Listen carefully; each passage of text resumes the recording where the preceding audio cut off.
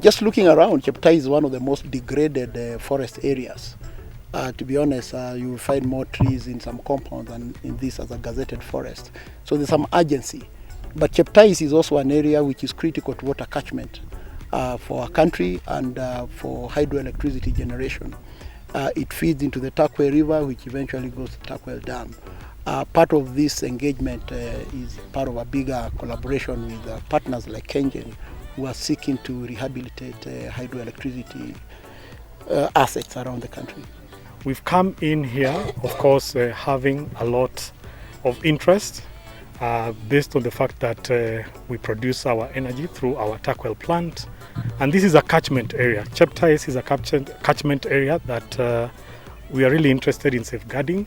And I believe through our partnerships with corporates, partnership with the local administration, with even all stakeholders, including the CFAs, we believe that it's a model that we can work with.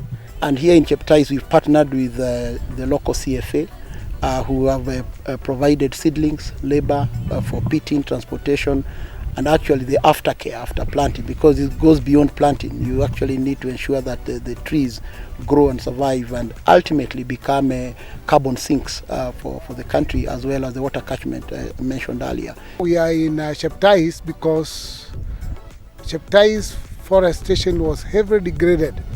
As we are talking now, we have about 5,000 hectares that requires the human intervention. By the way, the area was degraded as a result of many factors that are human.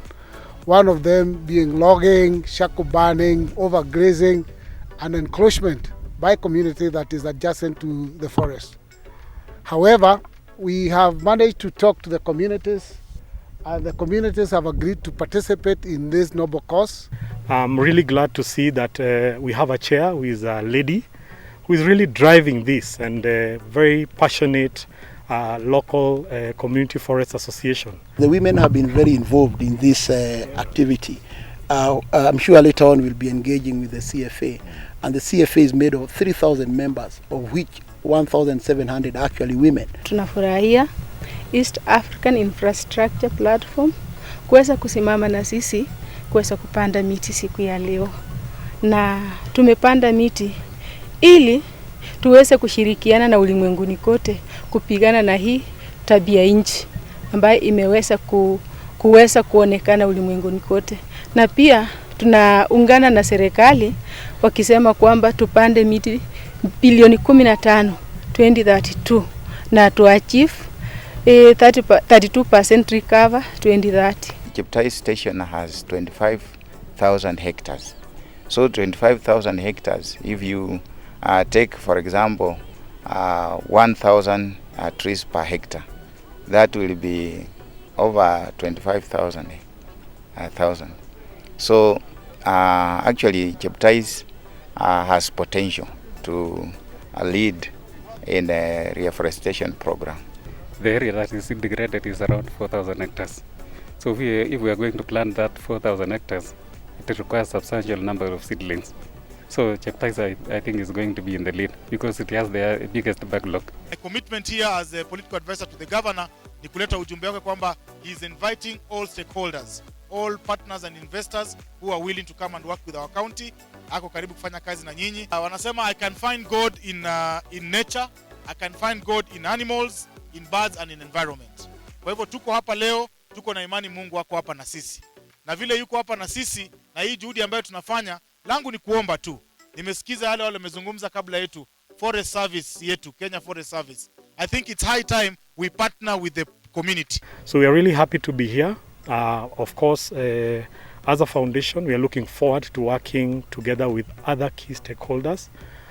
So we marshal and we call upon all corporates to join us in ensuring that this very important catchment area is well safeguarded and that we protect it. The challenge for us is just to learn from what we've done wrong in the past and use it to say how do we ensure we protect these forests. These forests are not necessarily going to grow to maturity maybe in the lifetime of some of the folks around here. If you are like me, who is almost 60 years, this forest will serve our grandchildren and our great-grandchildren. The habitat is for future generations to have a better life.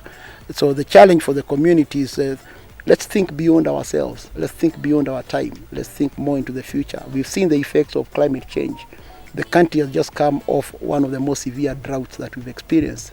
And we are guilty. We are collectively guilty about why this has happened globally.